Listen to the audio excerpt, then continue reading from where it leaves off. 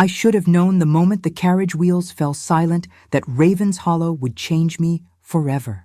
The October mist clung to my black morning dress like the whispered warnings I had chosen to ignore. The Yorkshire countryside had grown increasingly desolate during the final hours of my journey, rolling hills giving way to wild moors that stretched endlessly beneath a pewter sky. The hired carriage had creaked and groaned along roads that seemed to lead nowhere, past abandoned farmhouses whose broken windows watched us like hollow eyes. When at last the driver announced our arrival, his voice held the relief of a man delivered from purgatory. I understood his sentiment the moment Ravenshollow revealed itself through the swirling fog. The estate loomed before me, a Gothic monument to grief carved from Yorkshire stone, its countless windows dark as widows' veils. Towers and turrets pierced the gray sky like accusations, while grotesque gargoyles perched along the roofline as if preparing to take flight. Iron gates, black as midnight and twisted into patterns that suggested thorns rather than roses, stood partially open as though the house itself had been holding its breath, waiting for my arrival. I clutched my modest carpet bag and reminded myself why I had come. After Papa's sudden death from consumption, and the creditors' swift claiming of our little cottage in Kent, a governess position was my only path to respectability. The advertisement had appeared in the Times like an answer to desperate prayers, though it had been brief, almost curt. Governess required for young lady, age 8. Discretion essential. Remote Yorkshire estate. Excellent references required. Apply Lady Victoria Ashford, Ravenshollow Hall. The generous salary mentioned, nearly double what most positions offered, had silenced my questions about why such munificence might be necessary.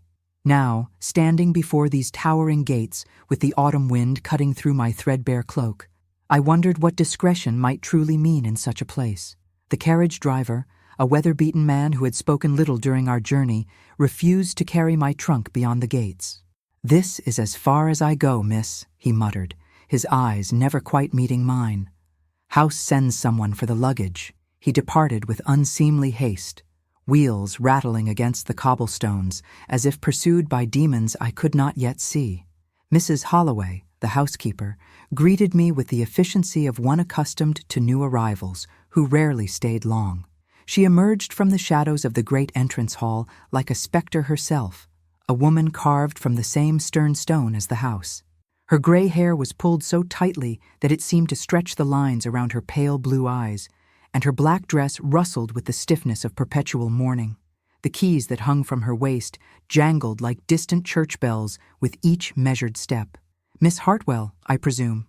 It was not a question, but a statement delivered with the authority of one who had served the Ashford family for decades. "You are precisely on time.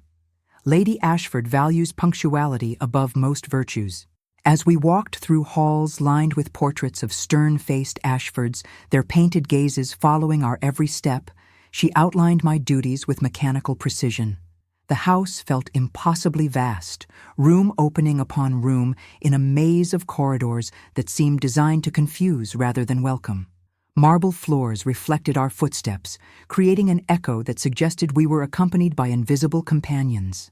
The very walls seemed to whisper with the accumulated secrets of generations. "You'll take your meals in your room, Miss Hartwell. Lady Ashford prefers the household to maintain proper boundaries between family and staff." Her voice echoed in the cavernous space as we climbed what she termed the servants' staircase, though it was grander than any staircase I had known in my former life. "Your charge is Lady Catherine Ashford, daughter of the late Earl, 8 years old, as the advertisement stated. A delicate child who requires gentle handling." I nodded, though something in her clipped tone suggested far more remained unspoken. The way she pronounced Catherine's name, with a slight hesitation that might have been reluctance or perhaps fear, sent an unwelcome chill through me. What are her particular interests? Her temperament? What subjects has she been studying? Mrs.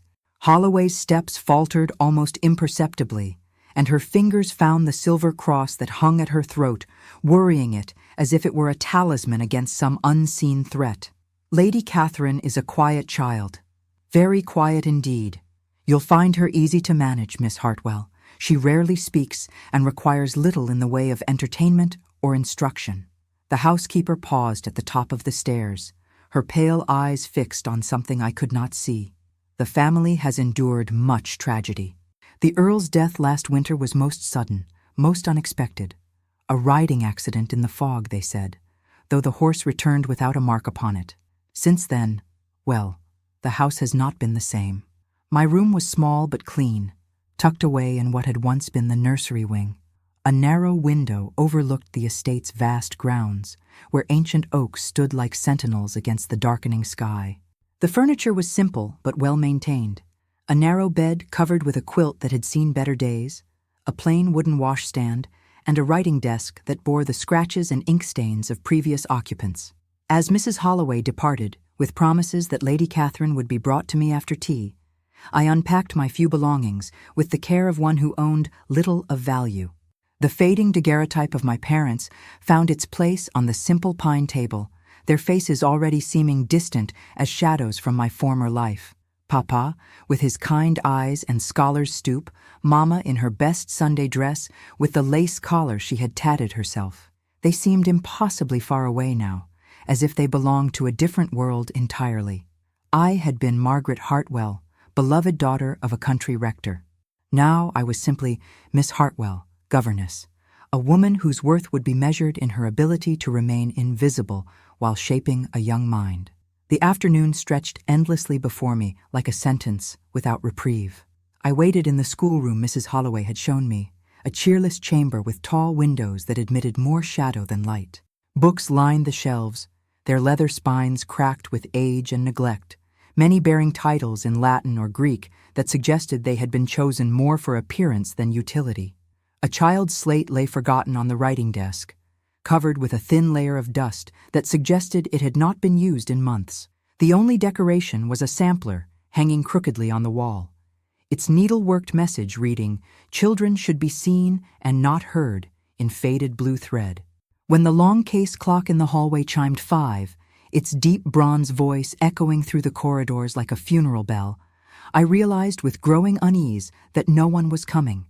Tea had passed, dinner would soon follow, and still no sign of my young charge. I had traveled the length of England to teach a child I had yet to meet, in a house where servants scurried past like mice afraid of cats, their eyes downcast and mouths firmly closed. Determined to locate Lady Catherine myself, I ventured into the corridors that stretched away from the schoolroom like the arms of an octopus. The house felt vast and hollow, my footsteps echoing despite my attempts at discretion. Gaslight flickered from ornate sconces, casting dancing shadows that seemed to move with lives of their own. Servants hurried past with downcast eyes, offering only hurried curtsies before disappearing into service passages that seemed to swallow them whole. When I inquired about Lady Catherine's whereabouts, they mumbled excuses about being too busy or claimed ignorance with expressions that suggested the question itself was somehow improper, perhaps even dangerous. "Begging your pardon, miss," whispered a young maid with frightened rabbit eyes. "But we don't speak of the young lady after dark. Mrs. Holloway's orders." She fled before I could ask what darkness had to do with an 8-year-old child. It was then I heard it, the sound that would haunt my dreams for years to come and forever alter the course of my life. Music, faint and ethereal, drifted from somewhere deep within the house's labyrinthine interior. A music box melody, sweet and mournful, played with the mechanical precision of clockwork, yet somehow imbued with such profound loneliness that tears sprang unbidden to my eyes. The tune was familiar, a waltz I remembered from my childhood, though I could not place where I had heard it before. Following the sound through increasingly dim corridors, past portraits whose painted eyes seemed to track my movement, I found myself in a part of the house that felt different from the rest. The very air here was heavier, tinged with the scent of roses long since withered, and something else, something that might have been grief made manifest. The music grew stronger as I approached tall double doors marked with the Ashford coat of arms, their brass handles green with age and neglect.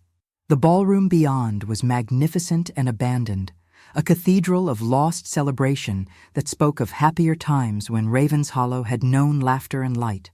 The parquet floor, though covered with a film of dust, still gleamed in the fading daylight that filtered through tall windows draped in cobwebs like mourning veils. Crystal chandeliers hung like frozen tears from the coffered ceiling, their countless candles long since extinguished, their silver arms reaching downward as if in supplication to gods who no longer listened. And there, in the center of that vast empty space, a small figure moved in perfect waltz time to music I could no longer hear, but somehow still felt thrumming in my bones. She was tiny, this Lady Catherine, with hair the color of winter sunlight hanging loose about her shoulders in waves that caught what little light remained. Her white dress, though clean and well-maintained, seemed somehow ethereal, as if she were more spirit than child. The fabric moved around her like mist, flowing with her movements in a way that defied the natural laws of cotton and silk. She danced alone, her small arms positioned as if holding an invisible partner, her feet tracing the familiar patterns of a ballroom waltz with heartbreaking precision. Her lips moved constantly, as if she were carrying on a quiet conversation with her phantom companion, occasionally smiling at responses only she could hear. I should have announced myself, should have called out or stepped forward to make my presence known. Instead, I found myself transfixed by the strange beauty of her solitary performance, by the grace with which she moved through steps that seemed far too sophisticated for a child of 8. There was something otherworldly about her, something that made the rational part of my mind whisper warnings even as my heart broke for her obvious loneliness. She moved as if she'd been dancing these steps her entire life, as if the ballroom were her natural habitat and the invisible partner as real as the ground beneath her feet. The music box melody returned then, though I could see no music box anywhere in the vast room, and with it came a chill that seemed to seep from the very walls, raising gooseflesh along my arms despite my wool dress. Catherine's dancing grew more animated, more joyful, as if her invisible partner had returned from some brief absence. She laughed, the sound silvery and distant as church bells across water, and spun faster until her dress billowed around her like morning mist caught in sunlight. That was when she saw me. Her dancing stopped abruptly as if some spell had been broken, and those enormous gray eyes fixed upon me with an intensity that made my breath catch in my throat. They were beautiful eyes, large and luminous, but there was something in them that spoke of knowledge no child should possess, of sorrows that belonged to women twice her age. For a moment that seemed to stretch into eternity, we simply stared at each other across that vast ballroom, two females separated by age and station, yet somehow connected by the strange electricity of that first meeting, as if we recognized something in each other that defied explanation. Then Catherine smiled, an expression so radiant it seemed to light the gathering dusk that crept through the tall windows and curtsied with the perfect deportment of a princess receiving foreign dignitaries. When she straightened, her voice carried clearly across the empty space, though it was barely above a whisper, musical as the melody that had drawn me here. "Are you here to dance with me too?" The question struck me like a physical blow, not for its innocence, but for the assumption it contained, the suggestion that others had come before me, had been drawn by the same ethereal music to witness the same lonely performance. Before I could respond, before I could even fully process the implications of that simple yet loaded question, footsteps thundered in the corridor behind me, rapid and urgent as though someone were running toward catastrophe. A man's voice, sharp with authority and something that might have been panic or perhaps desperation, called out through the gathering gloom. "Catherine! Catherine, where are you? You mustn't wander alone after sunset." I turned to see a figure approaching through the shadow-haunted hallway, and my heart performed an altogether inappropriate leap within my chest, a betrayal of professional composure that left me breathless and confused. Lord Edmund Ashford was nothing like the stern portraits that lined his ancestral halls, nothing like the cold aristocrat I had imagined from Mrs. Holloway's careful descriptions. Tall and lean, with shoulders that spoke of physical labor despite his noble birth, he possessed an untamed quality that seemed at odds with his refined clothing.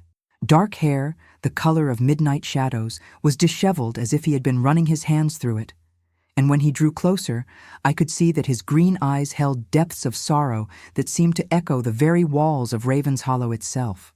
But it was the expression that crossed his handsome features when his gaze moved beyond me to the empty ballroom that truly captured my attention and sent a chill of foreboding through my very soul. Fear flickered there, naked and raw, followed quickly by something that looked remarkably like guilt, as if he had been caught in some terrible transgression against heaven itself. "Miss Hartwell, I presume." His voice was cultured, warm despite the circumstances, and it sent an unwelcome shiver of awareness through me that had nothing to do with the supernatural chill that seemed to permeate these walls. "I apologize most sincerely. Catherine should not have disturbed you. She sometimes wanders when she ought to be resting, particularly at this time of day." I looked back toward the ballroom, expecting to see the child still standing in that vast empty space, perhaps moving toward us with the fluid grace I had just witnessed. Instead, I found only shadows and silence, dust motes dancing in the last rays of sunlight that slanted through the tall windows. It was as if Lady Catherine Ashford had never been there at all, as if I had imagined the entire ethereal performance, the dancing figure, the whispered question that still echoed in my ears like a half-remembered dream. "I was looking for Lady Catherine," I managed, my voice steadier than I had any right to expect. "I was told she would be brought to me after tea, but when no one came, I thought to find her myself." Something flickered across Lord Edmund's face, too quick for me to interpret, but when he spoke, his voice held a carefully controlled quality that suggested he was choosing his words with extraordinary care. "Catherine keeps irregular hours, Miss Hartwell. She is a delicate child, prone to flights of fancy and peculiar notions. I trust Mrs. Holloway explained the particular nature of your position here?" Before I could answer, before I could ask what he meant by peculiar notions or explain that Mrs. Holloway had told me precious little about anything, a new voice cut through the gathering darkness like a blade through silk. "Edmund, what are you doing in the old wing at this hour?" The voice that cut through our conversation belonged to a woman accustomed to absolute authority, each syllable delivered with the precision of a blade finding its mark. Lady Victoria Ashford emerged from the shadows, like a queen surveying her domain, her black silk morning dress rustling with the whispered secrets of expensive fabric. She was a woman of perhaps 50 years, though her bearing suggested someone who had never allowed age to diminish her power. Steel-gray hair was swept back in an elaborate chignon that emphasized the aristocratic angles of her face, and her pale blue eyes, so like those of her son, held a coldness that seemed to freeze the very air around her. When her gaze fell upon me, I felt as though I were being weighed and found decidedly wanting. "Aunt Victoria," Lord Edmund replied, and I noticed how his entire demeanor shifted in her presence, becoming more formal, more guarded. "I was looking for Catherine. Miss Hartwell mentioned she had seen her wandering." Those cold blue eyes fixed upon me with an intensity that made me wish I could disappear into the wallpaper. "Miss Hartwell, is it not?" "Our new governess." She spoke the word as if it left an unpleasant taste in her mouth. "I trust Mrs. Holloway has explained your duties adequately." "Yes, my lady," I managed, offering what I hoped was an appropriately deferential curtsy. "Though I confess I have not yet had the opportunity to meet Lady Catherine properly. I was told she would be brought to me after tea." Something flickered across Lady Victoria's face, too quick to interpret, but when she spoke, her voice carried the weight of absolute authority. "Catherine keeps irregular hours due to her delicate constitution. You will find, Miss Hartwell, that this household operates according to its own rhythms that have been carefully established for the well-being of all concerned. I trust you will not attempt to impose your own notions of propriety upon arrangements that have been found to work admirably." The rebuke was delivered with such elegant venom that I felt my cheeks burn with embarrassment. Lord Edmund shifted uncomfortably beside me, and I caught the subtle tightening around his eyes that suggested he was as displeased with his aunt's tone as I was wounded by it. "Of course, my lady," I replied, keeping my voice steady through sheer force of will. "I merely wished to introduce myself to Lady Catherine so that we might begin her lessons. I am eager to be of service." Lady Victoria's smile was as cold as winter moonlight. "How commendable!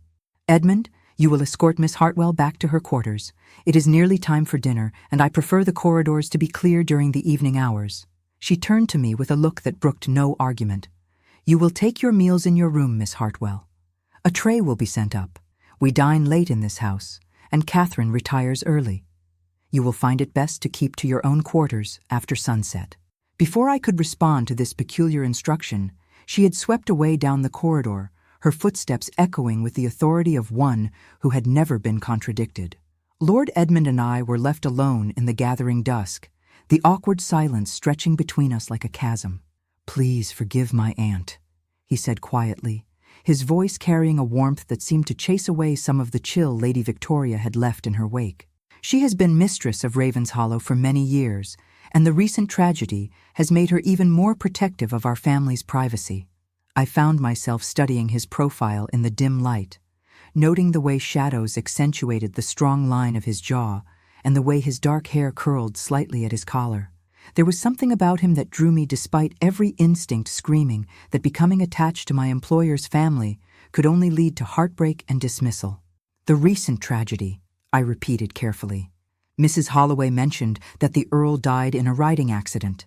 Lord Edmund's expression grew distant, and I saw his hands clench briefly at his sides. "My brother Charles was an excellent horseman, Miss Hartwell. He had ridden those paths since childhood, knew every stone and hollow. It was unlike him to venture out in such thick fog, and even more unlike him to take such a fall." He paused, seeming to choose his words with careful deliberation. "There are those who wonder if perhaps his mind was not entirely clear that morning. He had been troubled for some time before his death." "Troubled how?" The question escaped before I could stop myself, and I immediately regretted my presumption. "Forgive me, my lord. It is not my place to pry into family matters." But Lord Edmund did not seem offended by my curiosity. Instead, he turned to face me fully, and in the dying light, I could see the pain that lived behind his green eyes. Charles had become obsessed with what he believed to be supernatural occurrences in the house. He claimed to hear voices in the walls, to see figures that were not there. In his final weeks, he spoke constantly of needing to protect Catherine from some unnamed danger. His voice dropped to barely above a whisper. The physician suggested his mind had been affected by some form of nervous exhaustion, perhaps brought on by the pressures of managing the estate. A chill that had nothing to do with the evening air ran down my spine as I recalled Catherine's ethereal dancing, her conversation with an invisible partner. And Lady Catherine, how did she receive the news of her father's death? The expression that crossed Lord Edmund's face was so pained that I almost reached out to comfort him before remembering my place. "Catherine has not spoken of her father's death, Miss Hartwell. Indeed, she has barely spoken at all since that terrible morning. She seems to exist in a world of her own creation, one where she can see and hear things that are invisible to the rest of us." We had begun walking back toward the main part of the house, our footsteps echoing in the vast corridors. The gas lamps flickered as we passed, casting dancing shadows that seemed to reach for us with grasping fingers. I found myself walking closer to Lord Edmund than propriety strictly allowed, drawn by the warmth and strength he radiated, despite the obvious pain he carried. "Perhaps," I suggested carefully, "Lady Catherine's behavior is simply her way of managing her grief. Children often retreat into fantasy when reality becomes too painful to bear." Lord Edmund stopped walking abruptly, turning to face me with an expression I could not quite read. "Miss Hartwell, may I speak frankly with you?" The question sent an unwelcome thrill through me, though I tried to maintain my professional composure. "Of course, my lord. You seem to be a woman of sense and education. I hope you will not think me mad when I tell you that there are aspects of Catherine's condition that cannot be explained by mere grief." He ran a hand through his dark hair, a gesture I was beginning to recognize as a sign of his distress. "She speaks to people who are not there, Miss Hartwell. She dances to music that no one else can hear. And sometimes, God help me, I swear I can hear the music too." The confession hung between us like a challenge, and I realized that Lord Edmund was watching me carefully, gauging my reaction. I thought of the ethereal melody that had drawn me to the ballroom, the way it had seemed to emanate from the very walls themselves. "What sort of music?" I asked quietly. Relief flickered across his features, as if my failure to immediately dismiss his words as madness had lifted some terrible burden from his shoulders. "A waltz. Always the same waltz. It was Catherine's favorite when she was smaller, before Charles's death. He used to dance with her in the ballroom during the afternoons, teaching her the steps as his father had taught him. His voice grew softer, more reflective. She was such a bright child then, full of laughter and questions. Now she barely acknowledges the presence of the living, but she dances with the same joy she once showed her father. We had reached the main staircase, its marble steps gleaming like bone in the lamplight.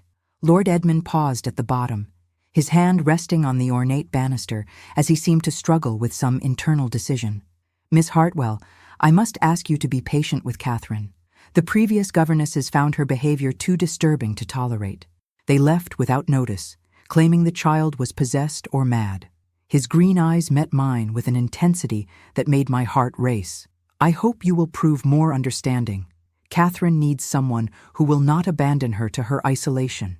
The plea in his voice touched something deep within me, awakening protective instincts I had not known I possessed. "I will not abandon her, my lord. Whatever troubles Lady Catherine faces, whatever grief or confusion drives her behavior, I will help her through it." Something shifted in Lord Edmund's expression then, a warmth that transformed his entire countenance and made me forget entirely that he was my employer, and I merely a servant in his house. "Thank you," he said simply, but the words carried a weight of gratitude that suggested I had given him something precious. As I made my way up the stairs toward my modest quarters, I was acutely aware of his gaze following my progress. Only when I reached the landing did I dare to look back, and I found him still standing at the foot of the stairs, watching me with an expression that sent heat flooding through my veins, despite every rational thought warning me against such folly. My room, when I finally reached it, felt smaller and shabbier than it had that afternoon. The narrow bed, the simple furniture, the single window that looked out onto the darkened grounds, all seemed to emphasize my position as an outsider in this grand house full of secrets. I lit the oil lamp on my writing desk and tried to settle down with one of the books I had brought from home. But the words swam before my eyes as my mind replayed every moment of my encounter with Lord Edmund. The dinner tray, when it arrived, was brought by the same young maid who had warned me against speaking of Lady Catherine after dark. She set it down quickly, her movements nervous and hurried, and I noticed the way her eyes darted around the room as if expecting to see something that should not be there. "Is there something wrong?" I asked gently, hoping to put the girl at ease. She shook her head quickly, too quickly, and backed toward the door. "No, miss. Nothing wrong. Just, well, strange things happen in this house after sunset. Best to keep your door locked and not venture out until morning." She paused at the threshold, her young face creased with worry. "And if you hear music playing, miss, don't follow it. Nothing good comes of following the music after dark." Before I could ask what she meant, she had fled, leaving me alone with my rapidly cooling dinner and a growing sense of unease. I moved to the window and looked out at the grounds, now shrouded in mist that seemed to move with a life of its own. Somewhere in the distance, I could see lights flickering in what must be the village, but they seemed impossibly far away, as if Ravenshollow existed in a world apart from the ordinary concerns of ordinary people. I had just settled down to eat when I heard it again, faint but unmistakable. The waltz melody drifted through the walls of the house like a ghostly invitation, sweet and mournful and impossibly alluring. Every instinct told me to ignore it, to heed the maid's warning and remain safely in my room. But something stronger than instinct, something that might have been compassion or curiosity or perhaps simple human need, drove me to my feet. I found my wrapper and slipped it over my nightgown, then quietly opened my door and peered into the corridor. The house was dark, save for the occasional gas lamp turned low, creating pools of amber light that only served to make the shadows between them seem deeper and more mysterious. The music seemed to be coming from the same direction as the ballroom, and as I moved through the corridors, I realized I was retracing the path I had taken that afternoon. The ballroom doors stood open, and moonlight streamed through the tall windows, turning everything to silver and shadow. And there, once again, Lady Catherine danced in the center of that vast space, her white nightgown flowing around her like mist. But this time, I was not alone in my vigil. Lord Edmund stood in the doorway opposite mine, his own wrapper hastily thrown over his nightclothes, his dark hair tousled as if he had been sleeping. When he saw me, his expression was one of recognition rather than surprise, as if he had known I would come. "She dances every night," he said quietly, his voice carrying clearly across the empty space between us. "Always the same waltz, always with the same invisible partner. Sometimes I think if I watch long enough, I will finally see who she is dancing with." Catherine spun and curtsied to her phantom companion, her small face radiant with joy as she moved through the elaborate steps of a courtly dance. The music seemed to grow stronger as we watched, filling the ballroom with ethereal melody that tugged at something deep in my soul. "Perhaps," I whispered, hardly daring to voice the thought, "she is dancing with her father." Lord Edmund's sharp intake of breath told me my words had struck home, and when I looked across at him, I saw tears glittering in his eyes. "God help us both, Miss Hartwell," he said, his voice rough with emotion. "I believe you may be right." As if summoned by our words, the music grew suddenly louder, and the air in the ballroom seemed to shimmer like heat waves rising from summer pavement. For just a moment, just the space of a heartbeat, I could swear I saw a tall figure in evening dress moving with Catherine through the steps of the waltz, his face obscured by shadow, but his movements unmistakably paternal, protective, loving. Then the vision, if vision it was, faded, and Catherine stood alone once more in the center of the ballroom. But as she curtsied to empty air, she looked directly at Lord Edmund and myself, and her voice carried clearly through the suddenly silent space. "Papa says the new governess has a kind heart," she said, her words falling like drops of silver in a still pond. "He says she will help us find the truth." Before either of us could respond, Catherine had glided from the ballroom like a ghost returning to whatever realm had spawned her, leaving Lord Edmund and myself staring at each other across an empty room that still seemed to vibrate with the echoes of impossible music and even more impossible words. The morning that followed my midnight encounter in the ballroom arrived gray and cold, as if the very sky reflected the mysteries that plagued Ravenshollow. I had slept poorly, my dreams filled with ethereal music, and the image of Lord Edmund's tear-filled eyes as we watched Catherine dance with her invisible father. When I finally rose and dressed, my hands trembled as I pinned my hair, and I found myself starting at every shadow that moved across my small window. Mrs. Holloway arrived with my breakfast tray precisely at 8, her expression as unreadable as carved stone. "Lady Victoria wishes to see you in her private sitting room at 10 o'clock, Miss Hartwell," she announced without preamble, setting the tray down with mechanical precision. "You are to bring any questions you might have about Lady Catherine's instruction." The housekeeper's pale eyes lingered on my face as if searching for signs of something she both expected and feared. "I trust you slept well? No disturbances during the night?" The question seemed loaded with meaning, and I felt heat rise in my cheeks as I remembered my clandestine journey through the darkened corridors. "I slept adequately, thank you. Though I confess the house seems rather active after dark. Perhaps it is merely the settling of old timbers." Mrs. Holloway's expression shifted almost imperceptibly, a flicker of something that might have been relief crossing her features. "Indeed, Miss Hartwell. Old houses do make the most peculiar noises. Best not to pay them any mind." She moved toward the door, then paused, her hand on the handle. "A word of advice, if I may. Lady Victoria values discretion above all else. She has worked very hard to maintain this family's reputation despite recent difficulties. I trust you understand the importance of keeping any observations about the household strictly to yourself." After she departed, I found myself unable to concentrate on my meager breakfast. The threat implicit in her words was clear enough, but it only served to intensify my curiosity about what exactly the Ashford family was so desperate to hide.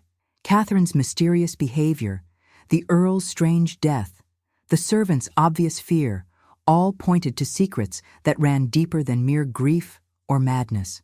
Lady Victoria's private sitting room proved to be a shrine to respectability and control. Every surface gleamed with fresh polish, every ornament was positioned with mathematical precision, and the heavy curtains were drawn to filter the morning light into something pale and lifeless.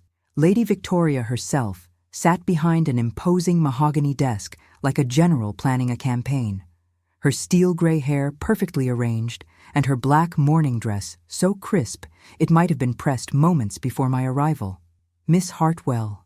She did not invite me to sit, leaving me to stand before her desk like a supplicant seeking favor. I trust Mrs. Holloway has made clear the particular nature of your position here. She has explained my duties regarding Lady Catherine's education, I replied carefully, keeping my voice level despite the intimidating atmosphere. Though I confess I would benefit from more specific guidance about her current academic needs and abilities. Lady Victoria's pale blue eyes studied me with the intensity of a hawk examining potential prey. Catherine's needs are simple, Miss Hartwell. She requires quiet supervision and gentle encouragement to engage with reality rather than her flights of fancy. Previous governesses made the mistake of indulging her delusions, which only served to strengthen her retreat from rational behavior. The clinical way she spoke of her great-niece's grief sent a chill through me. Delusions, my lady? Catherine has developed an unfortunate habit of speaking to invisible companions and claiming to receive messages from her deceased father. Lady Victoria's voice carried the same tone she might use to discuss an outbreak of vermin. Dr. Thornton, our family physician, believes this behavior stems from an overactive imagination combined with unresolved grief. Your task is to gently redirect her attention to proper subjects suitable for a young lady of her station.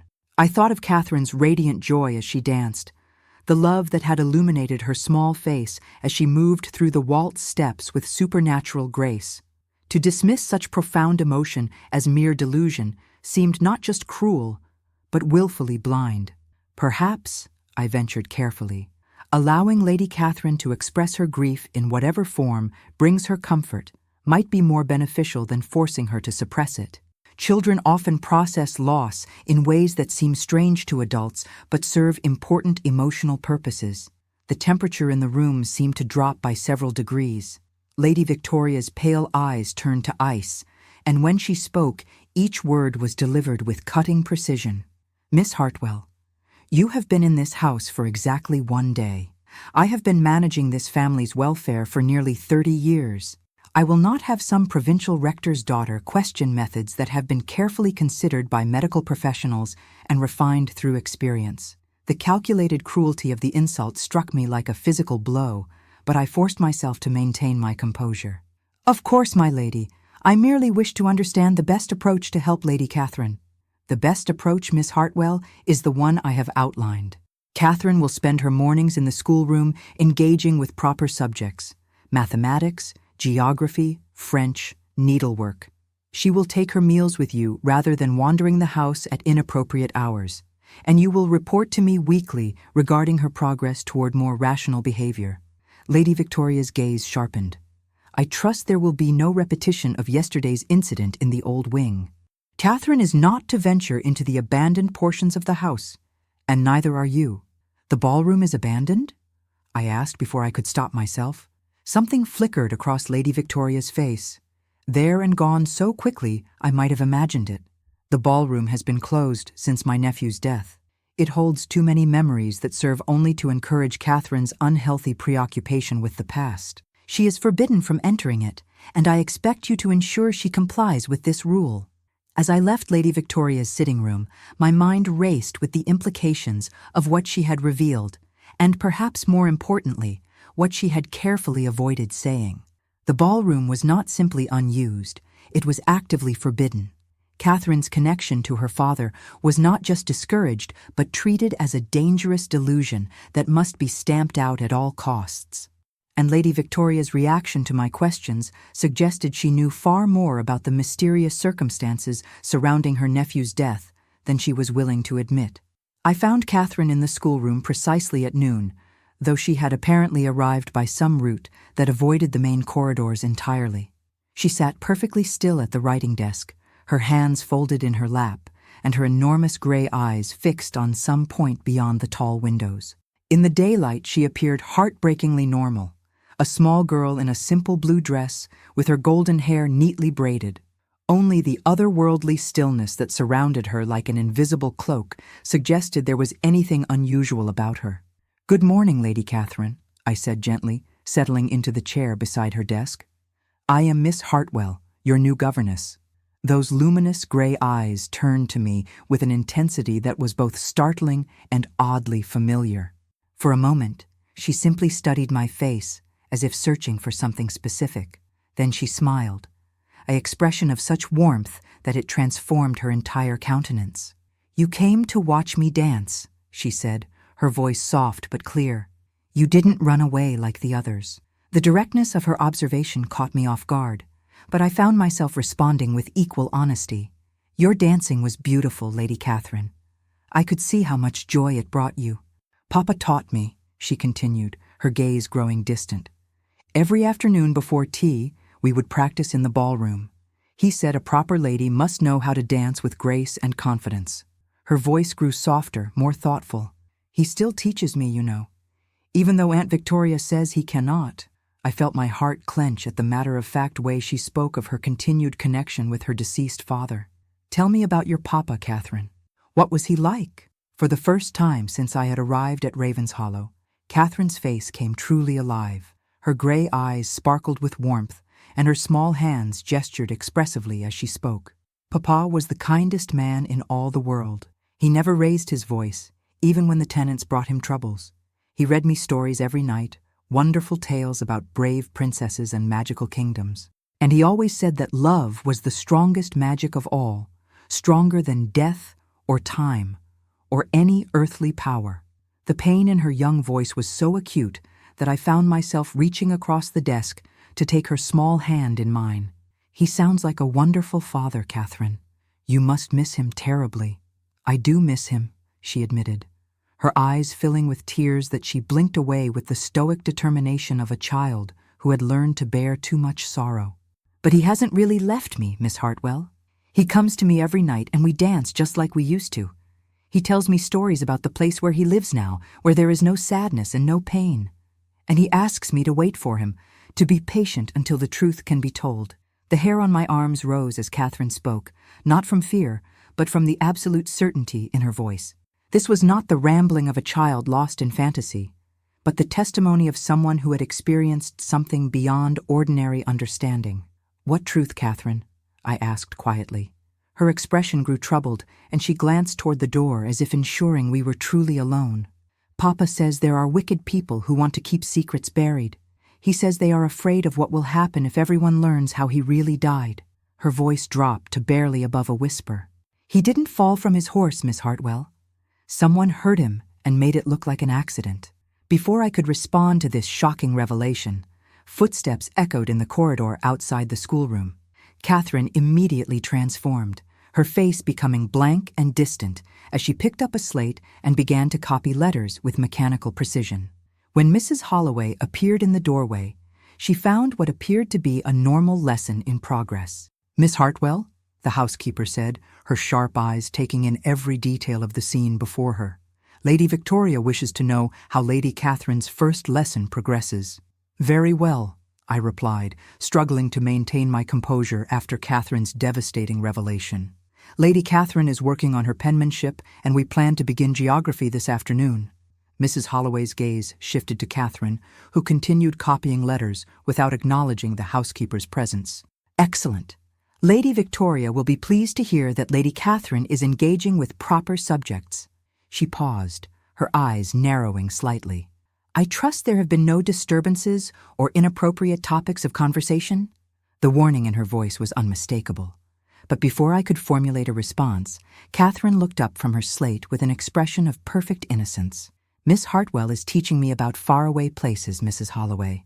Did you know that in Egypt, people built enormous pyramids that still stand after thousands of years?" The housekeeper's expression relaxed fractionally. "How educational. Continue with your lessons then. Dinner will be served in the nursery dining room at 6 o'clock. After Mrs. Holloway departed, Catherine and I continued our charade of normal instruction for another hour. We worked through multiplication tables and French vocabulary, discussed the capitals of European nations, and began a simple embroidery pattern. To any observer, we appeared to be precisely what Lady Victoria had demanded: governess and pupil engaged in appropriate academic pursuits. But beneath the surface of respectability, my mind raced with the implications of Catherine's revelation. If her father had indeed been murdered, Who in this isolated house could have been responsible? Lady Victoria, with her iron control and desperate need for respectability? Dr. Thornton, whose diagnosis of madness had conveniently explained away the Earl's disturbing claims about supernatural occurrences? Or perhaps someone else entirely, someone who moved through Ravenshollow's corridors like a shadow, leaving death in their wake. As afternoon melted into evening, I found myself watching every servant who passed our door, studying every face for signs of guilt or fear. The maid who brought our tea service seemed nervous as a sparrow, starting at every sound and avoiding my eyes. The footman who lit the lamps moved with the careful deliberation of someone conscious of being observed. Even Mrs. Holloway's usual efficiency seemed forced, as if she were performing a role rather than simply going about her duties. When at last the dinner hour arrived, Catherine and I made our way to the small dining room that adjoined the nursery wing. The space was clearly designed for children, with furniture scaled to smaller proportions and cheerful wallpaper depicting scenes from fairy tales. Under different circumstances, it might have been a charming refuge from the oppressive grandeur of the rest of the house. But tonight, shadows gathered in the corners like uninvited guests, and every sound from the corridor beyond made me start with apprehension. We had just begun our meal when Lord Edmund appeared in the doorway, his tall frame seeming to fill the entire opening. He had changed from his morning attire into evening clothes, and the formal black coat and white shirt emphasized both his aristocratic bearing and the haunted quality that seemed to follow him like a specter. "I hope you don't mind the intrusion," he said, his green eyes moving from me to Catherine with obvious concern. I wanted to see how Catherine's first proper lesson had progressed. Catherine's face lit up at the sight of her uncle, her careful composure dissolving into genuine delight. "Uncle Edmund, Miss Hartwell taught me about Egypt and the pharaohs. Did you know they preserved people's bodies so perfectly that we can still see them thousands of years later?" "I did know that," Lord Edmund replied with a smile that transformed his entire countenance. "Your father was quite fascinated by Egyptian history. He often spoke of wanting to visit the pyramids someday." The mention of her father brought a shadow across Catherine's features, but rather than the blank withdrawal I had observed in Mrs. Holloway's presence, she seemed to glow with quiet intensity. "Papa would have loved to see the pyramids. He always said that understanding the past helps us make sense of the present." Something passed between uncle and niece then, a look of shared understanding that spoke of deeper conversations and mutual secrets. Lord Edmund's expression grew serious, and when he looked at me, I saw a question in his eyes that made my heart race with anticipation and fear. "Miss Hartwell," he said carefully, "I wonder if I might speak with you privately after Catherine retires for the evening. There are certain aspects of her education that require discussion." The formal words carried an undercurrent of urgency that told me this was about far more than academic instruction. I nodded, not trusting my voice to remain steady if I attempted to speak. As we finished our meal, I found myself acutely aware of Lord Edmund's presence across the small table. The way the candlelight played across his dark hair, the strength evident in his hands as he cut his meat, the gentle patience he showed as Catherine chattered about her lessons. Everything about him drew me like a moth to flame, despite every rational thought warning me that such attraction could only lead to heartbreak. When at last Catherine was settled in her small bedroom adjoining the schoolroom, her golden hair braided for sleep and her white nightgown making her appear more spirit than child, Lord Edmund and I found ourselves alone in the corridor outside her door. The house around us had settled into its evening quiet, with only the distant sounds of servants completing their final duties echoing through the vast halls. "Walk with me," Lord Edmund said quietly, offering his arm with a formality that did nothing to diminish the intimate nature of the gesture. We moved through the corridors in comfortable silence, past portraits of dead Ashfords and through pools of gaslight that created islands of warmth in the gathering darkness. When we reached the conservatory at the rear of the house, Lord Edmund paused to light additional lamps, revealing a space filled with exotic plants and comfortable seating that overlooked the estate's gardens. "This was my mother's favorite room," he said, settling into a chair beside a small table set for tea. "She spent hours here, tending her orchids and reading novels that my father pretended to disapprove of." I took the chair across from him, hyper-aware of the impropriety of being alone with him in such intimate circumstances. She must have been a remarkable woman to have raised such devoted sons. Pain flickered across his features. Charles and I were very different, Miss Hartwell, but we both adored our parents. When they died in that carriage accident 5 years ago, Charles threw himself into managing the estate with an intensity that bordered on obsession. He said it was his duty to preserve everything they had built for Catherine's future. The revelation that Lord Edmund was not the direct heir to Ravenshollow explained much about the family dynamics I had observed. As the younger son, he would have grown up knowing that his role was to support rather than lead, to serve his brother's vision rather than pursue his own dreams. And you? I asked gently. What did you do after your parents' death? I tried to be the brother Charles needed, he replied, his voice growing soft with memory. I helped with the estate management, dealt with the tenants' concerns, provided whatever support I could. But in the months before his death, Charles began to change. He became secretive, suspicious, convinced that someone was plotting against him and Catherine. Lord Edmund rose and moved to the window, gazing out at the moonlit gardens where mist was already beginning to gather. He spoke of hearing voices in the walls, of seeing figures that vanished when he looked directly at them. Dr. Thornton prescribed laudanum to calm his nerves, but it only seemed to make the visions more vivid. Lady Catherine mentioned something today, I said carefully, watching his reflection in the dark glass. She believes her father's death was not an accident. Lord Edmund's entire body went rigid, and when he turned to face me, his green eyes blazed with an intensity that took my breath away. What exactly did she say? I repeated Catherine's words as precisely as I could remember them, watching as Lord Edmund's expression shifted from shock to anguish, to something that might have been relief. When I finished, he sank back into his chair as if the weight of secrets had finally become too much to bear. God help me, he whispered, his hands covering his face. I have wondered the same thing for months, but I thought I was going mad with grief and guilt. The raw pain in his voice shattered my professional reserve entirely. Without thinking, I rose and moved to kneel beside his chair, placing my hand gently on his arm. Tell me, I said softly. Tell me what really happened. When Lord Edmund looked at me, his eyes were bright with unshed tears. The morning Charles died, he came to me in a state of absolute terror. He said he had discovered proof that someone in the house was plotting to kill him, that they had already made several attempts that had been disguised as accidents. He begged me to take Catherine away from Ravenshollow, to hide her somewhere safe until he could expose the truth.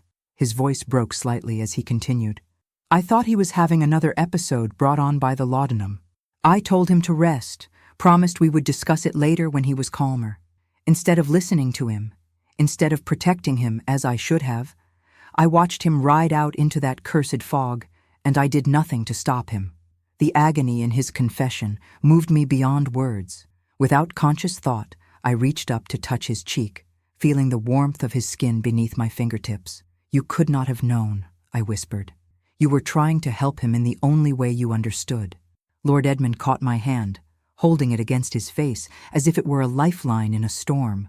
But what if he was right, Margaret? What if someone in this house murdered my brother and is now waiting for the right moment to eliminate Catherine as well? The use of my given name sent a shock of intimacy through me that had nothing to do with the terrible subject of our conversation. In that moment, we were no longer employer and governess, but simply two people bound together by shared concern for a child and growing attraction that defied every social convention. Then we must find the truth, I said, my voice steady despite the rapid beating of my heart. And we must protect Catherine until we do. Lord Edmund's eyes searched my face as if memorizing every feature. You would risk your position here, your reputation, perhaps even your safety, for a child you barely know? The question deserved an honest answer, and I found myself speaking words I had not even realized I was thinking.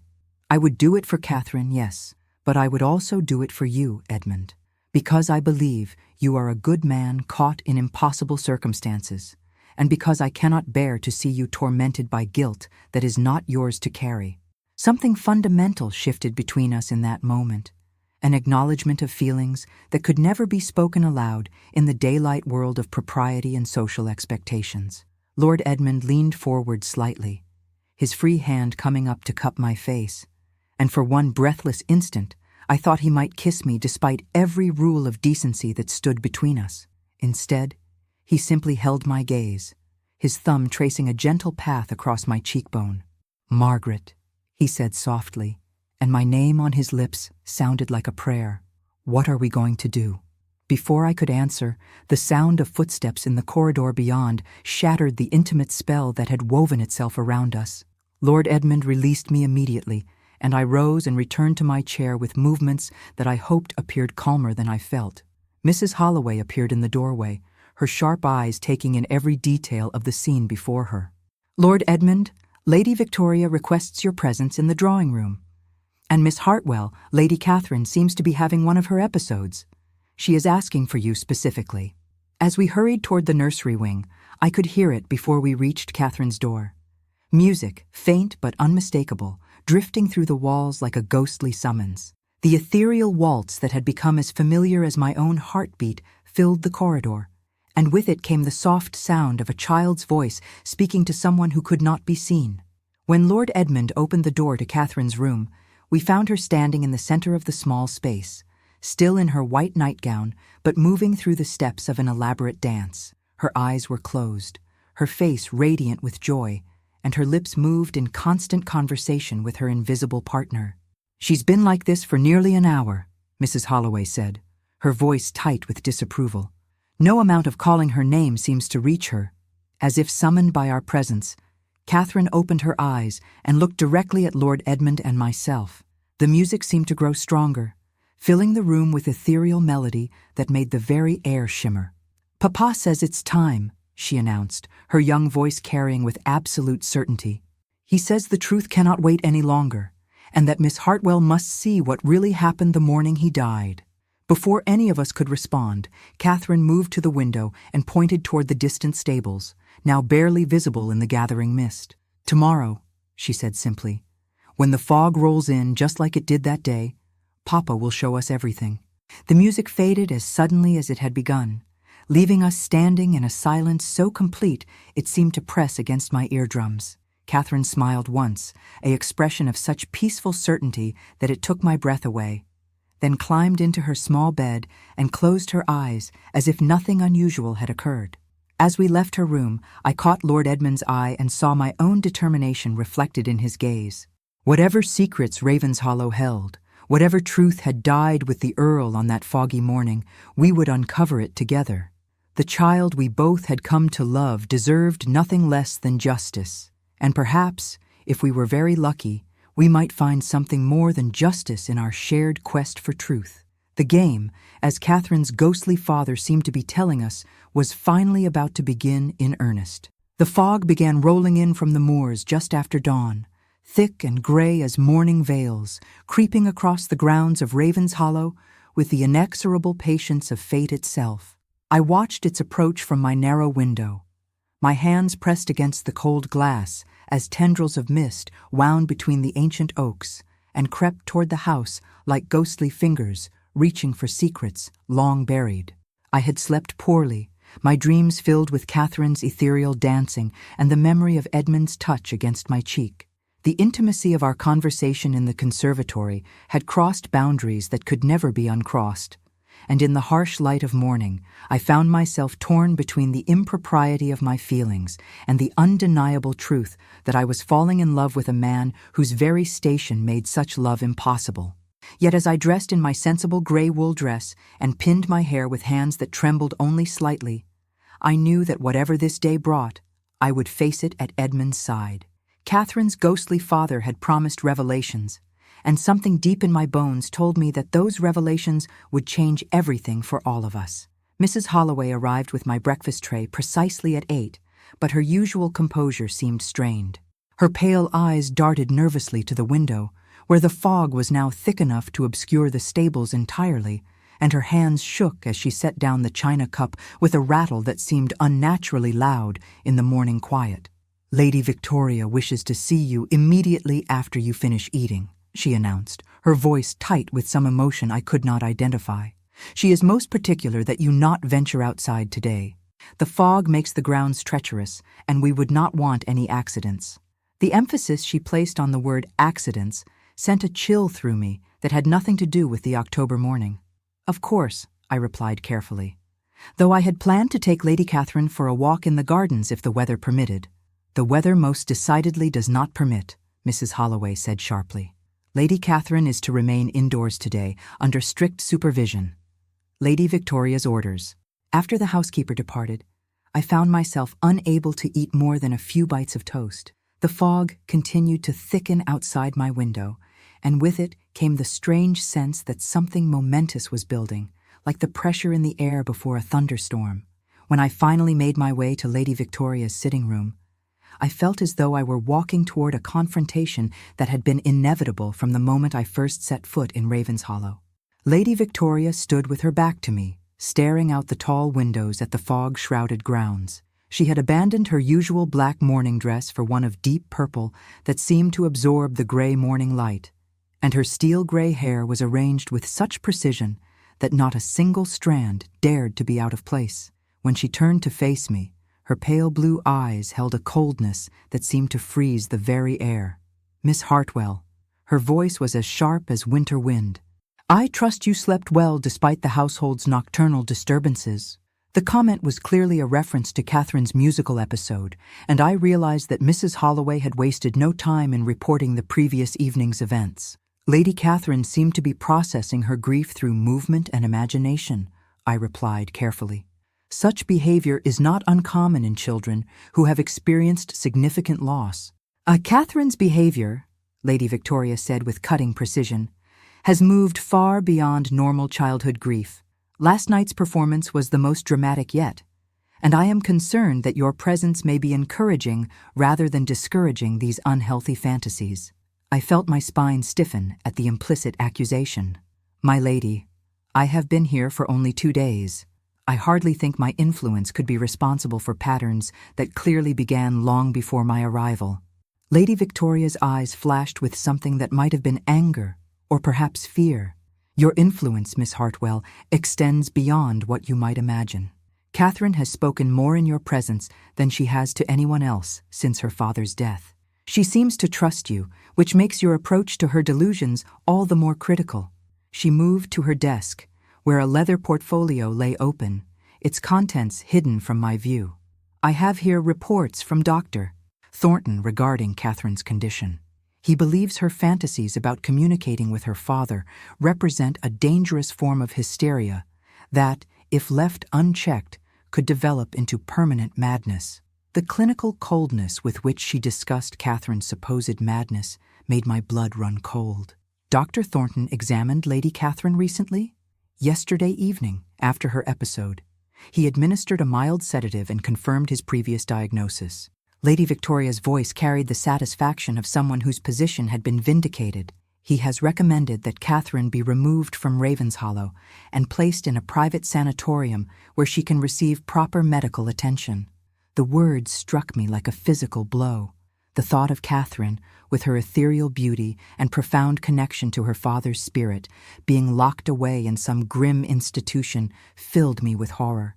Surely such drastic measures are premature, I said, struggling to keep my voice level. Lady Catherine is a grieving child, not a lunatic. That distinction, Lady Victoria replied coldly, is becoming increasingly difficult to maintain. Which brings me to the purpose of this conversation.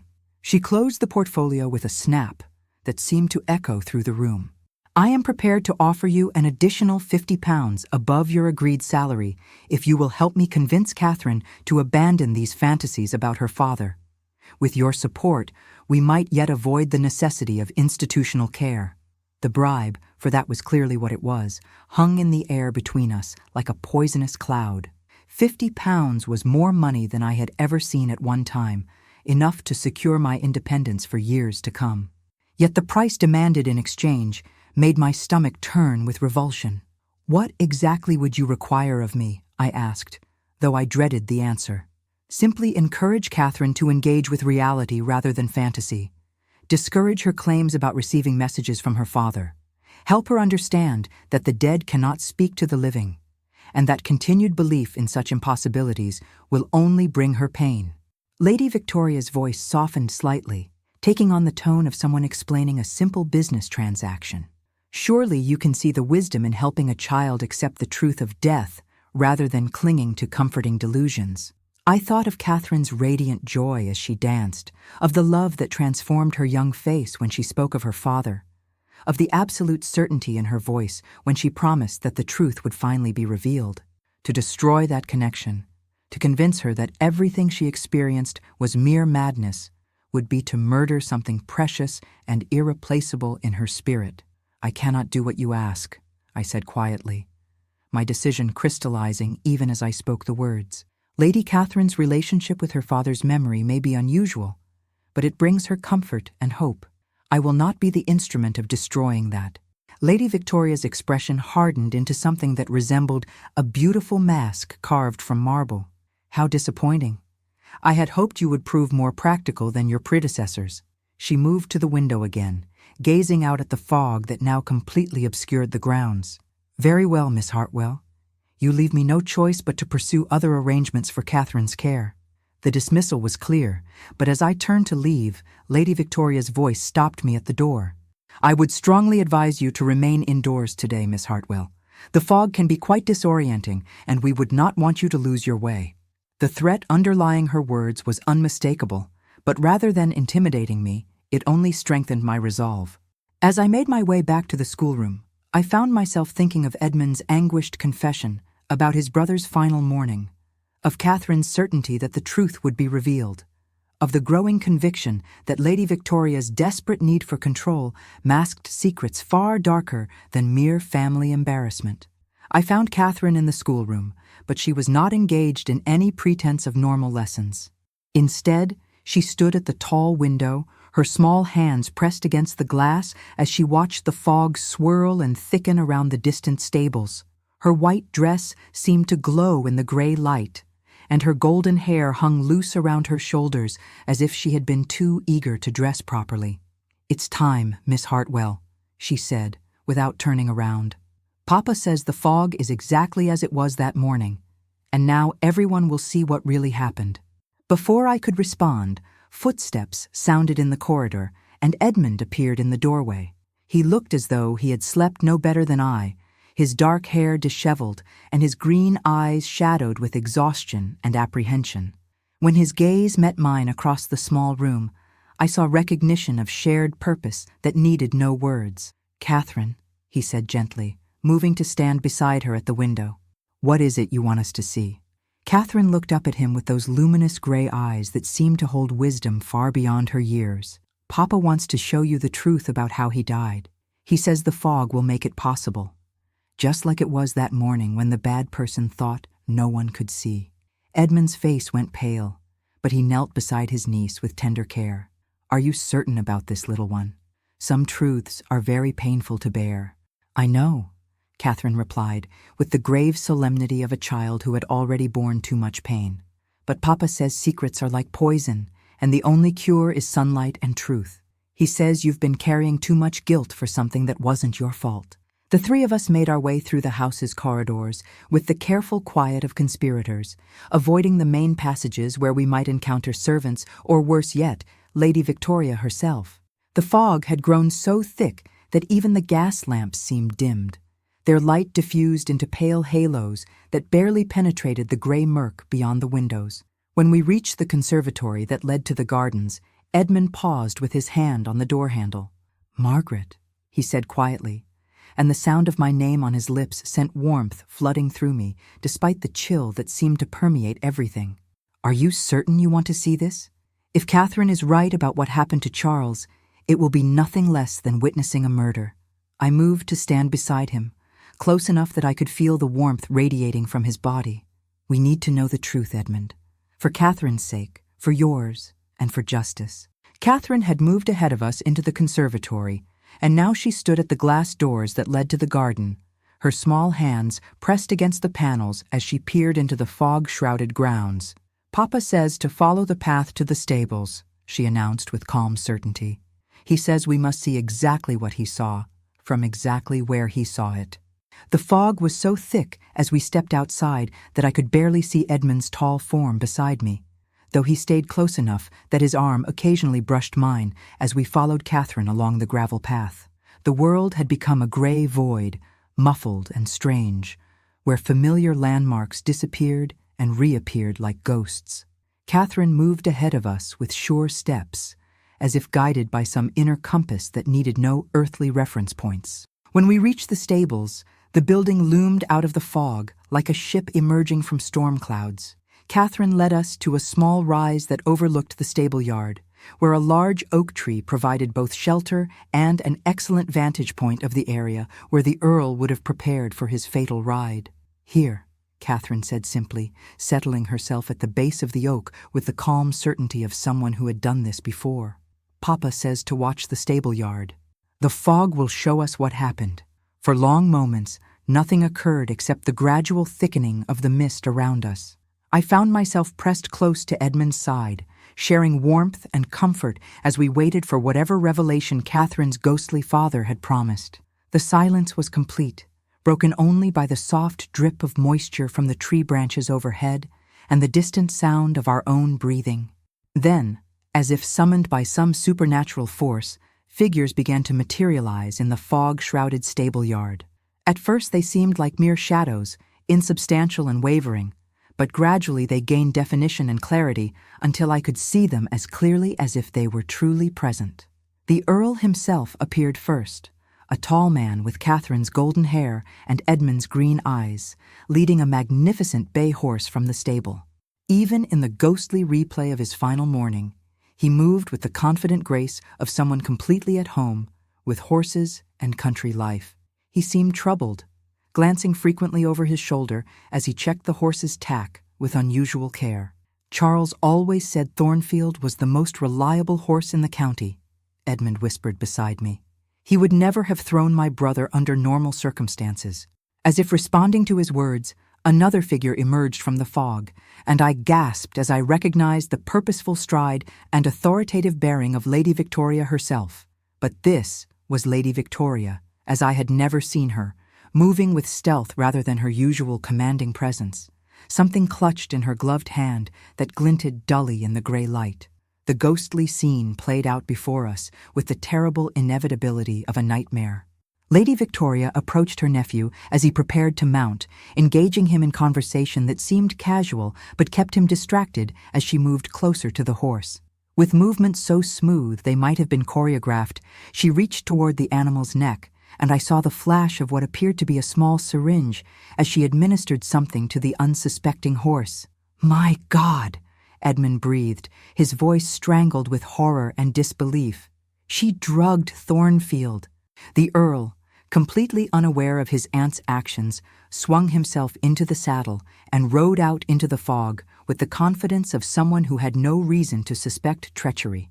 Lady Victoria watched him disappear into the gray murk, then hurried back toward the house with movements that spoke of terrible urgency. "What drug would work so quickly?" I asked, though I dreaded the answer. "Something to cause confusion, loss of coordination," Edmund replied, his voice hollow with shock. "Charles was an excellent rider, but no man could stay mounted on a panicked, drugged horse, especially not in thick fog where he couldn't see to guide the animal safely." Catherine had remained silent throughout the supernatural revelation, but now she turned to face us with tears streaming down her small cheeks. "Papa says Aunt Victoria needed him to die before he could tell anyone about the money she was stealing from the estate accounts. He had discovered her theft the day before, and she knew he would expose her unless she acted quickly." The pieces of the puzzle fell into place with sickening clarity. Lady Victoria's desperate need for control, her insistence on managing every aspect of Catherine's life, her determination to have the child declared insane and removed from Ravenshollow. With the Earl dead and Catherine institutionalized, she would have complete control of the estate and its considerable wealth. "But how did she know Charles would ride out that morning?" I asked, my mind racing through the implications. "She didn't have to know," Edmund said grimly. "Charles rode every morning when the weather permitted. All she had to do was prepare the syringe and wait for the right opportunity. The fog provided the perfect cover." As the ghostly figures faded back into the mist, Catherine rose from her place beneath the oak tree and moved to stand between Edmund and myself. Papa says you must stop Aunt Victoria before she hurts anyone else. He says she's planning to give me the same medicine that Dr. Thornton uses to make people sleep, but too much of it so that I won't wake up. The matter-of-fact way Catherine spoke of her own impending murder sent ice through my veins. "When?" Edmund demanded, his voice harsh with fear. "Tonight," Catherine replied with devastating calm. "After everyone is asleep. She thinks it will look like my heart simply stopped from the strain of my madness." Edmund was on his feet immediately, his face transformed by a fury I had never seen before. "We must get you away from this place immediately, Catherine. We'll go to London, find somewhere safe until we can expose what Victoria has done." But Catherine shook her small head with the wisdom of someone far older than her years. "Papa says running away won't stop her. She'll just wait until we come back or find another way. He says the only real safety comes from truth and justice." As we made our way back through the fog toward Ravenshollow's imposing bulk, my mind raced with plans and possibilities. We had witnessed the truth of the Earl's murder, but who would believe such testimony? The ghostly revelation would be dismissed as the ravings of a madwoman and her accomplices. We needed tangible proof, something that could stand up in a court of law. "The syringe," I said suddenly, causing Edmund to stop and turn toward me. "If Lady Victoria used it to drug the horse, she must have disposed of it somewhere on the grounds. And if she plans to use a similar method tonight, she would need another syringe, more drugs," Edmund finished, understanding immediately. "Dr. Thornton has been treating both Charles and Catherine with laudanum and other medicines. His medical bag would contain everything she needed. We were conspirators now, bound together by shared knowledge and determination to protect Catherine from the woman who had already murdered once and was prepared to do so again." As Ravenshollow emerged from the fog like a great Gothic beast crouching in wait, I felt the weight of destiny settling around us like a cloak. The truth had been revealed at last, but revealing truth and acting upon it were two very different things. Before this day ended, we would need to find evidence that could damn Lady Victoria in the eyes of the law, protect Catherine from immediate danger, and somehow survive the wrath of a woman who had already proven she would kill to protect her secrets. The fog was beginning to lift as we approached the conservatory doors, and with its dissipation came the knowledge that our time was running short. Lady Victoria would expect us to remain safely indoors, ignorant of her crimes, and unprepared for the final act of her deadly scheme. Instead, we were returning with knowledge that could destroy her, if we could survive long enough to use it. As Edmund helped Catherine through the conservatory doors, his eyes met mine with an intensity that spoke of more than shared purpose. "Whatever happens tonight," he said quietly, "I want you to know that meeting you has changed everything for me.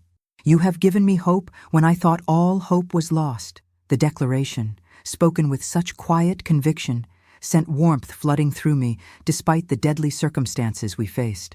"And you have given me a purpose worth fighting for," I replied, my voice steady despite the rapid beating of my heart. Catherine looked up at both of us with those wise gray eyes, and a smile of surprising peace crossed her small features. "Papa says love is the strongest magic of all," she said simply. "Stronger than death or secrets or fear. He says that's why Aunt Victoria will lose in the end." As we prepared to enter the house and face whatever dangers the day might bring, I found myself believing in the power of love, with a faith I had never known I possessed. We had the truth on our side, and perhaps, if we were very careful and very brave, that would be enough to save us all. The afternoon that followed our supernatural revelation passed with agonizing slowness. Each tick of the long case clock in the hallway, marking time toward what we now knew would be Catherine's final night at Ravenshollow if Lady Victoria succeeded in her murderous plan. Edmund and I maintained the pretense of normalcy, conducting lessons in the schoolroom while our minds raced through possibilities for gathering evidence and ensuring Catherine's safety. Catherine herself displayed a supernatural calm that would have been unsettling if I had not grown accustomed to her otherworldly wisdom. She applied herself to her French vocabulary and mathematical sums with the focused attention of someone determined to make the most of what might be her last day of childhood innocence. though occasionally I caught her gazing toward the window with those luminous gray eyes that seemed to see far more than the material world around her. It was just past 3 o'clock when Edmund excused himself to search Dr. Thornton's study for evidence of Lady Victoria's theft and murder plans. The physician maintained an office in the East Wing where he treated both family members and estate tenants, and if Lady Victoria had indeed procured drugs to use against Catherine, traces of her crime might be found among his medical supplies. I remained with Catherine, ostensibly continuing her lessons while actually serving as her guardian against any premature attempt on her life. We had agreed that Lady Victoria would likely wait until the household was asleep to implement her final scheme, but neither of us trusted her desperation enough to leave Catherine unprotected even for a moment. "Miss Hartwell," Catherine said suddenly, looking up from the geography text she had been pretending to study, "are you afraid of what will happen tonight?" The directness of her question caught me off guard, though I should have expected such honesty from a child who conversed regularly with spirits. "I am concerned," I replied carefully, "but I believe good will triumph over evil, just as it does in the fairy tales your father used to read to you." Catherine smiled, an expression of such radiant peace that it seemed to light the gathering shadows of the schoolroom. "Papa says you and Uncle Edmund are very brave, and that brave people always find a way to protect the ones they love." Her expression grew more thoughtful. "He also says that love makes people do things they never thought they could do." Before I could respond to this profound observation, Mrs. Holloway appeared in the doorway with her usual silent efficiency. "Lady Victoria requests that Lady Catherine join her for tea in the drawing room," she announced, though her pale eyes held a nervousness that suggested she found this invitation as unusual as I did. Every instinct screamed against allowing Catherine out of my sight, but refusing such a direct summons would only alert Lady Victoria to our knowledge of her plans. "Of course," I replied, with what I hoped was appropriate deference. "Shall I accompany Lady Catherine?" "Lady Victoria specifically requested that Lady Catherine come alone," Mrs. Holloway replied, and the emphasis she placed on the word alone sent chills through me. "She wishes to discuss certain arrangements for Lady Catherine's future care." Catherine rose from her chair with the graceful composure of a princess accepting an invitation to her own execution. "It's all right, Miss Hartwell," she said quietly, her small hand briefly touching mine in a gesture of comfort that seemed absurd given the circumstances. "Papa will be with me." As I watched Catherine walk away beside Mrs. Holloway, her white dress seeming to glow in the dim corridor, I fought the urge to run after them and demand that the child be returned to my care immediately. Instead, I forced myself to wait exactly 5 minutes before following at a discreet distance, my heart pounding with fear and determination in equal measure. The drawing room where Lady Victoria held court was a shrine to aristocratic power, with oil portraits of stern-faced ancestors gazing down from gilded frames and furniture that spoke of centuries of wealth and privilege. When I positioned myself in the corridor outside, where a partially open door allowed me to hear without being seen, I found Lady Victoria and Catherine engaged in what appeared to be a perfectly normal conversation about embroidery patterns and French lessons. But beneath the veneer of civilized discourse, I could hear the calculated manipulation in Lady Victoria's voice as she probed for information about Catherine's recent behavior, and, more specifically, about any conversations Catherine might have had with her new governess about supernatural experiences. "You seem much calmer today, my dear," Lady Victoria observed, her voice carrying the false warmth of honey, concealing poison. "I hope this means you are finally beginning to understand that your father is at peace in heaven and no longer needs to visit you in dreams and fancies." "Papa is at peace," Catherine replied, with that devastating honesty that had become her trademark. "But he visits me because he loves me, not because he is troubled. Love doesn't end just because someone dies, Aunt Victoria. Surely you know that." A long pause followed, during which I could almost feel Lady Victoria's struggle to maintain her composure in the face of Catherine's innocent wisdom. When she spoke again, her voice held a subtle edge that made my blood run cold. "Indeed, child, but sometimes love requires difficult choices for the protection of those we care about. Dr. Thornton believes you would benefit from a period of rest in a special place where doctors understand children with your particular sensitivities." "You mean a madhouse?" Catherine said with matter-of-fact clarity that clearly startled her great-aunt. "You want to lock me away so no one will believe me when I tell them what really happened to Papa." The accusation hung in the air like smoke from a firing squad's volley. When Lady Victoria responded, her voice had dropped to barely above a whisper, but the venom in her words was unmistakable. "Clever little thing, aren't you? Too clever for your own good, just like your father. Charles always thought he was so much smarter than everyone else, poking through account books and asking questions that were none of his concern." Her laugh was as cold as winter wind. He never suspected his dear Aunt Victoria could be anything other than the devoted family retainer she had always appeared to be. I pressed closer to the door, my heart racing as Lady Victoria finally revealed the truth behind her carefully constructed mask of respectability. Catherine's supernatural insight had provoked her into a confession that could damn her in any court in England. "You stole money from the estate," Catherine said, her young voice steady despite the terrible danger she faced. "Papa found out, and you killed him to keep your secret safe." "Your father was going to destroy everything," Lady Victoria hissed, all pretense of affection abandoning her voice. 30 years I have devoted to this family, managing their affairs, protecting their reputation, ensuring their prosperity. And what thanks did I receive? Charles would have seen me imprisoned or transported for taking what I had rightfully earned through decades of service. "So you murdered him," Catherine said with the stark simplicity of absolute truth.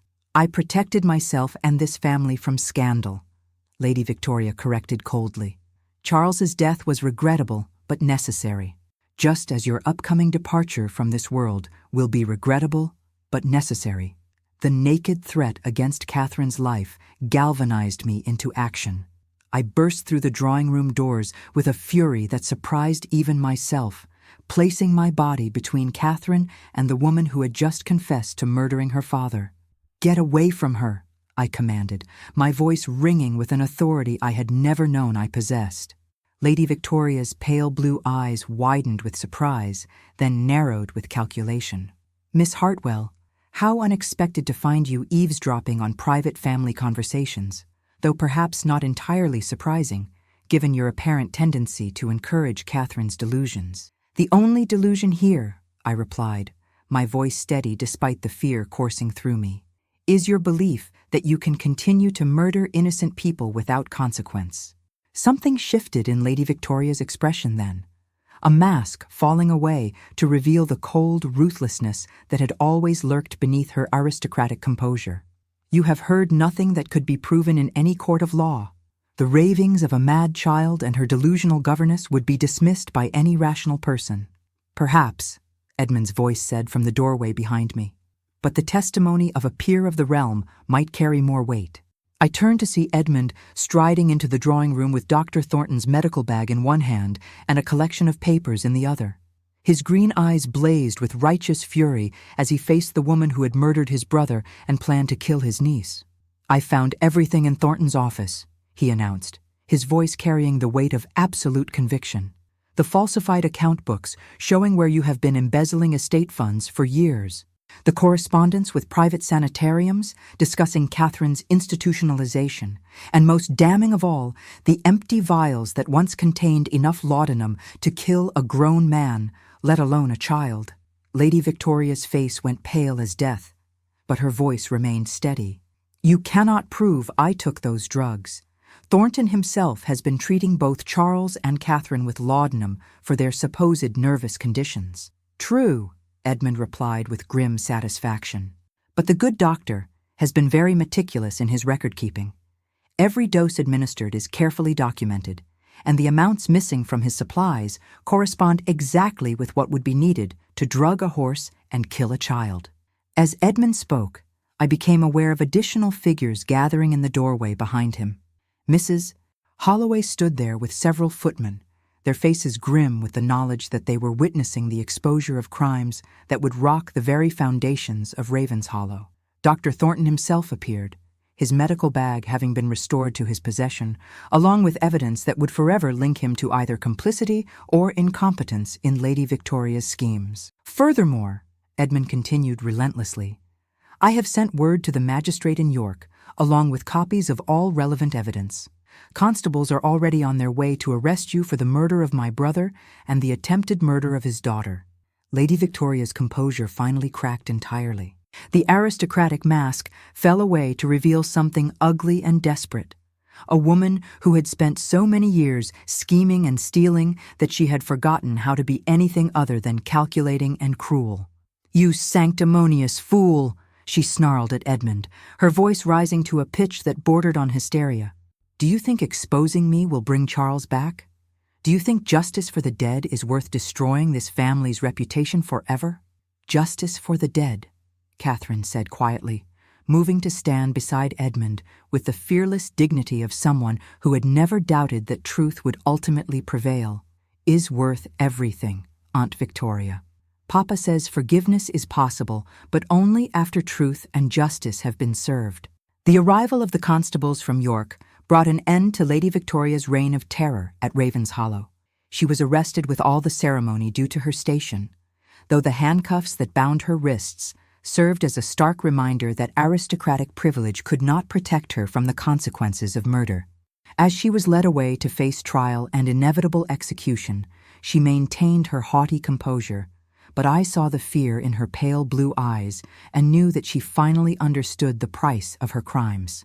Dr. Thornton, upon examination of the evidence and testimony from the household staff, was cleared of deliberate complicity but faced professional ruin for his failure to properly secure dangerous medications. He departed Ravenshollow that very evening, his medical practice and reputation destroyed by association with Lady Victoria's schemes. As the last of the officials departed and the house settled into an exhausted quiet, Edmund, Catherine, and I found ourselves alone in the conservatory where our dangerous alliance had first been forged. The fog had lifted entirely, revealing a clear October sky where stars shone like diamonds against black velvet. "It's over," Edmund said quietly, his arm around Catherine's small shoulders as she leaned against him with the trusting affection of a child who had never doubted her uncle's love. "Victoria can never hurt you again." Catherine looked up at him with those wise gray eyes that had seen so much more than any child should witness. "Papa says he can rest now," she announced with peaceful certainty. "He says justice has been done, and love has won over hate, just like in the fairy tales." As if summoned by her words, the faint sound of waltz music drifted through the conservatory, sweet and ethereal as ever, but somehow different now, filled with joy rather than longing. Catherine smiled and rose from her chair, moving into the familiar dance steps with graceful precision. But this time, her invisible partner seemed to be saying goodbye rather than hello. The music played for several minutes, filling the conservatory with ethereal beauty that spoke of love transcending death and justice finally served. When at last it faded into silence, Catherine curtsied once more to empty air, then turned to Edmund and myself, with tears of joy streaming down her cheeks. "He's gone to the light now," she said simply. "He says I don't need him to visit anymore, because I have you and Uncle Edmund to take care of me." In the days that followed, Ravenshollow began to heal from the poison that Lady Victoria's presence had spread through its ancient halls. The servants, freed from the oppressive atmosphere of fear and secrets, resumed their duties with renewed energy. The house itself seemed to breathe more freely, as if some malevolent spirit had been exorcised from its very stones. Edmund threw himself into the task of restoring the estate's financial health, working with lawyers and accountants to recover what funds could be traced and rebuilding the trust that Lady Victoria's embezzlement had destroyed. Catherine blossomed under the care of her uncle and myself, her supernatural experiences gradually giving way to the normal interests of a bright, curious child who had finally been allowed to grieve properly for her father. As for myself, I discovered that my position at Ravenshollow had evolved far beyond that of a simple governess. Edmund increasingly sought my counsel on matters both domestic and financial, and I found myself taking on responsibilities that would have been unthinkable for a woman of my station under normal circumstances. But then, nothing about our situation could be considered normal, and perhaps that was exactly what we all needed. It was 3 weeks after Lady Victoria's arrest, on a crisp November morning when the first snow had begun to fall, that Edmund finally spoke the words that had been hovering unspoken between us since that first evening in the conservatory. "Margaret," he said, finding me in the schoolroom where I was preparing Catherine's lessons for the day, "may I speak with you privately?"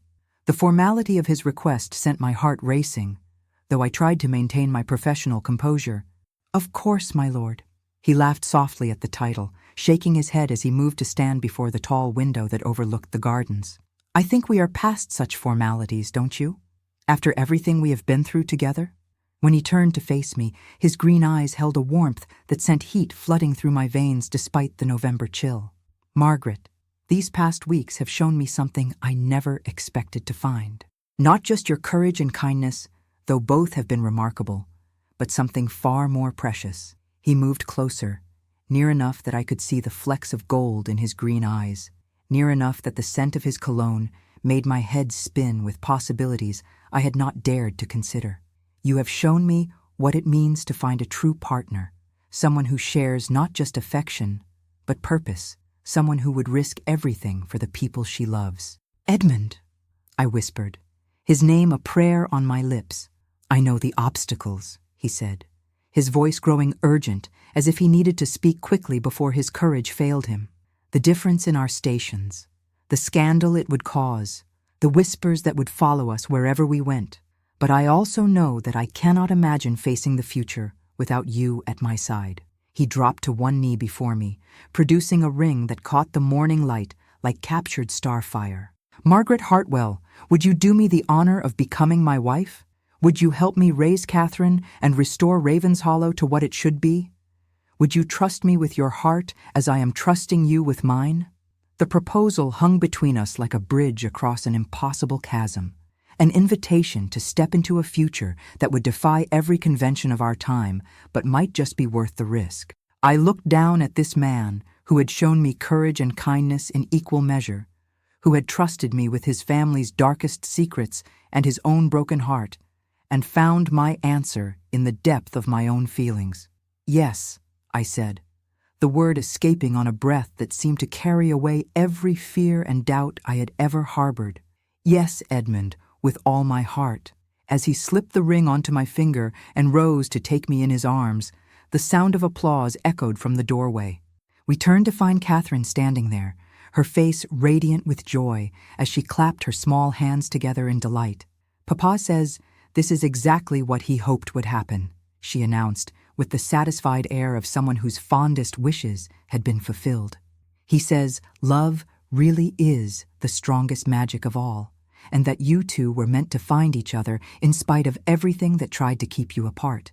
Edmund and I exchanged a look of wonder and amusement, realizing that we had just been blessed by a ghost and found wanting nothing more in all the world. Our wedding took place 6 months later, in the spring when Ravenshollow's gardens were in full bloom and the house had been restored to something approaching its former glory. Catherine served as our flower girl, scattering rose petals with the same graceful precision she had once used for her supernatural dances. She no longer spoke to her father's spirit, having finally accepted that he had found peace, but her joy in our happiness seemed to carry something of his blessing. As Edmund and I exchanged vows in the small chapel on the estate grounds, with Catherine beaming beside us and the Yorkshire countryside spread out in all its spring beauty, I reflected on the strange journey that had brought us to this moment. I had come to Ravenshollow as a desperate governess seeking employment, and I was leaving the altar as the wife of a man I loved beyond measure, and the guardian of a child who had taught me that love really could triumph over death and fear and the darkest of human secrets. The mysteries of Ravenshollow had been solved, its ghosts laid to rest, its murderer brought to justice. But the greatest mystery of all, the one that had taken my breath away from our very first meeting, was how 3 wounded souls could find healing in each other's company, and how love could indeed prove to be the strongest magic of all. As we walked back to the house as husband and wife, Catherine dancing ahead of us through the spring sunshine, I knew that whatever challenges the future might bring, we would face them together, bound by love and strengthened by truth, in the house where secrets had once festered, but where now only hope and joy could grow. The ghosts of Ravenshollow had finally found their peace, and so, at long last, had we.